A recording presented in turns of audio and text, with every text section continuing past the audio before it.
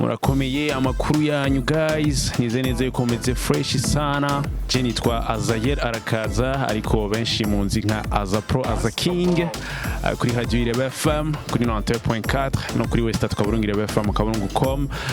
Ariko uyu munsi ndetse n'indi misi yose tuzobana namwe kuri Irebe Media, ni YouTube channel ya radio Irebe FM. Murabizi neza yuko ni Irebe company ifise amashami agiye atandukanye. Turafise Irebe FM, turafise Irebe Media, turafise na Irebe Music. Kuri bajya bose muba mufise impano zo kuririmba, bajya bose muba mufise impano zo guhibongoza, Irebe Music irahari.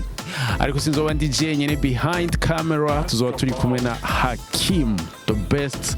Ewana n'umuntu ameze fresh sana, izi swag mumbonana, ewana niwe aba yabikozemwo akazi kose. Nize neza yuko kantu kaga like na subscribe waramaze kubigira guys. So rero ni ikiganiro cyitwa Ask About, no gutumira bafise ico bakoze haba mu vyo bakora, aba evenementiel, aba artiste, ndetse n'abantu bakomeye bo mu gihugu. Numva nabonye ni public figure.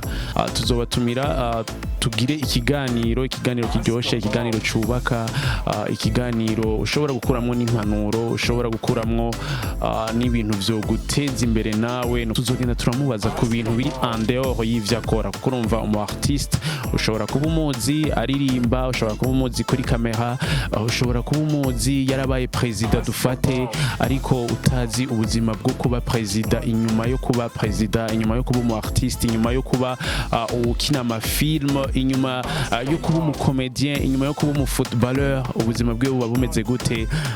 Ahanura iki ku bajene bagiye batandukanye, yotanga iki ku ntererano ku ibibazo byose bigiye bitandukanye ariko biri en dehors y'ibintu asanzwe akora. So muzogumane natwe, turamura abantu bacu, natwe turi abantu banyu, turabakunda cyane. Ciao ciao, piu piu. Ask about.